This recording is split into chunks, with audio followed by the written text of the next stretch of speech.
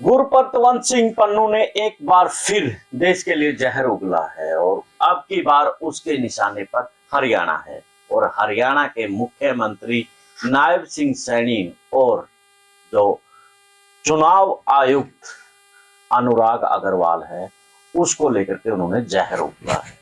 और उन्होंने यह सीधे तौर पर कहा है कि हरियाणा के पोलिंग बूथों पर जनमत संग्रह की बात की है। लेकिन पन्नू समझता नहीं है हरियाणा को। हरियाणा वो प्रदेश है जहां पर सबसे ज्यादा कुर्बानियां होती हैं। हरियाणा वो प्रदेश है जहां पर सबसे ज्यादा वोट प्रतिशत होता है, यानी कि लोकतंत्र के पर्व में मनाने वाला सबसे आगे हरियाणा होता है। देश के जवानों की बात करें, सीमा की सुरक्षा की बात करें तो वो हरियाणा प्रदेश है। हरियाणा प्रदेश के युवाओं को भटकाना बड़ा मुश्किल है पन्नू जैसे आतंकवादियों के लिए। जो पन्नू विदेशों में बैठ करके फंडिंग के मार्फत वो देश के टुकड़े करना चाहता है, लेकिन हरियाणा छोड़ पंजाब में भी उसके जो इरादे हैं वो सफल नहीं होंगे।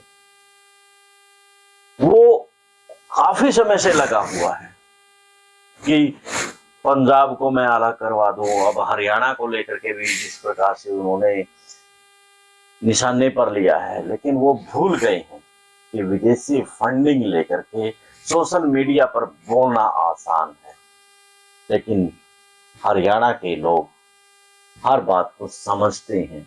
उन्होंने हरियाणा को बड़ी मजबूती के साथ में लोकतंत्र के जो पर्व है उसको जिंदा रखा है।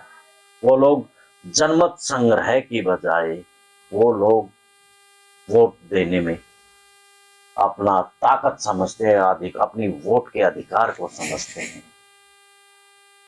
यानी कि जिस पन्नू ने अभी ये कहा है कि लोकतंत्र के इस पर्व पर पोलिंग बूथ पर जो भी जाए वो जनमत संग्रह को लेकर के बात करे। जिस पिछले दिनों से जिस प्रकार से हरियाणा और पंजाब के मार्फत किसान आंदोलन खड़ा किया गया, शायद पन्नू का दिमाग यहीं से खराब हुआ और पन्नू को लगा कि अब हरियाणा के लोगों को भड़काया जा सकता है।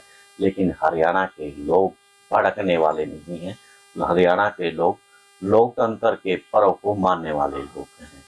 यहाँ युवा अपने देश का जुनून की बात करते हैं। यहाँ प्रदेश की युवा एक साथ चलने की बात करते हैं। यहाँ जब जिस दिन वोट के लिए जाते हैं तो उस दिन किसी त्योहार से कम नहीं होता है। यहाँ जो भावना है देशभक्ति की युवाओं के अंदर वो बड़ी कूट कूट कर भरी है। तो पन्नू जैसे लोग सोशल मीडिया पर जो कोशिश कर रहे हैं भड़काने की, वो ना पहले सफल हुई है ना अब सफल होगी। बहुत से ऐसे खेल रहे हैं, ऐसे बहुत से राजनेता भी रहे हैं जो भड़काते नजर आए हैं, लेकिन उनकी मंशा कभी सफल नहीं हो पाई है। भारत और के दोनों प्रदेश, हरियाणा है चाहे पंजाब है, दोनों अग्रणी रहे हैं। यानी कि दोनों की जो अगर कुर्बानियों की बात करें तो ना पंजाब कम रहा ना ही हरियाणा रहा है। और हरियाणा और पंजाब वो प्रदेश हैं जो देश के साथ में विदेशों में भी लोगों का पेट भरते हैं। यानी कि जो अन्न की पैदावार है वो हरियाणा और पंजाब में सबसे ज्यादा है। ये लोग मेहनत करके देश का पेट भरते हैं। लेकिन पन्नू को ये बात समझ में आने वाली नहीं है, क्योंकि पन्नू अब विदेशी फंडिंग के मार्फत जो खेल तो रहा है, उसे विदेशी फंडिंग देश में अराजकता फैलने के लिए तो मिल रही है। उसे देश से और प्रदेशों से कोई मतलब नहीं है, उसे अपने निजी स्वार्थ से मतलब है। तभी तो वो देश में जनमत संग्रह कराने की बात कर रहा है, देश के टुकड़े करवाने की बात कर रहा है, हरियाणा और पंजाब जैसे खुशहाल प्रदेशों को बर्बाद करना चाहता है। क्योंकि हरियाणा और पंजाब दोनों ही प्रदेश देश की रीढ़ की हड्डी हैं। यहीं पर किसानों अपनी अन्न उगाते हैं, सबसे खुशहाल प्रदेश है। उसको नजर लगाने के लिए पन्नू जैसे लोगों को विदेशी लोग इस्तेमाल करते हैं, लेकिन हरियाणा और पंजाब इस्तेमाल होने वाला नहीं है। यानी कि यहाँ पर जनमानस बड़ा खुश है और अपनी जो पन्नू है अपने व्यक्तिगत हितों के लिए, उसे देश और प्रदेश से कोई मतलब नहीं है। मैंने पहले भी कहा, अब भी कह रहा हूँ, पहले भी जो वीडियो बनाई है पन्नू को लेकर, तो उसमें भी मैंने कहा कि पन्नू जैसे लोगों को देश और प्रदेश से कोई मतलब नहीं है। उनके अपने जो व्यक्तिगत हित हैं उनके लिए यह सब कुछ कर रहा है। वो अपने हितों की पूर्ति के लिए विदेशी एजेंटों और राष्ट्र विरोधी तत्वों से मिलकर के वो खालिस्तानी शब्द का प्रयोग कर रहा है, ताकि किसी भी तरह से देश के अंदर शांति और सह अस्तित्व की जो व्यवस्था है उसको नुकसान पहुंचाया जा सके। लेकिन वो भूल गया है इस देश में महात्मा गांधी जैसे जिन्होंने अहिंसा और शांति का पाठ पढ़ाया है, वो आज भी उनके रगों में है।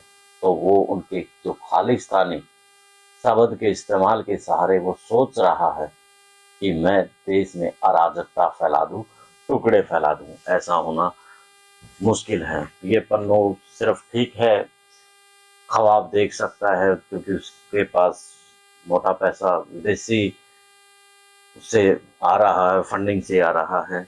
भारत के नागरिकों को खासकर युवाओं को ये बात समझनी चाहिए कि पन्नू जैसे लोग कुछ पैसे और प्रलोभन दे करके युवाओं को काम में संलिप्त करवाते हैं, जिनका मुख्य उद्देश्य इन युवाओं को भी पता नहीं होता। आज जरूरत है पन्नू जैसे आतंकवादियों की असली मंशा उजागर करने की और उनके प्रयासों को रोकने की, जो लोकतंत्र के चलते हुए इस महान पर्व पर बाधा उत्पन्न करना चाहते हैं। पंजाब और हरियाणा में संपन्न हुए हर बार चुनाव में मतदान प्रतिशत को ध्यान में रखते हुए एक बार फिर मजबूती से वोट प्रतिशत को बढ़ाना है। और इसके साथ में इस बात से भी वाकिफ रहना है कि पन्नू जैसे जो भी लोग आए उनको सबक सिखाना है। इसी के साथ मुझे दें इजाजत। आप भी अपनी राय इस मसले पर जरूर दें कि पन्नू जैसे लोगों का क्या कुछ करना चाहिए। आप समझ ही गए होंगे कि उनको उन्हीं की जवाब देना चाहिए। तो वोट वाले दिन ज्यादा से ज्यादा वोट करें। आप मुझे दें इजाजत। जिंदाबाद।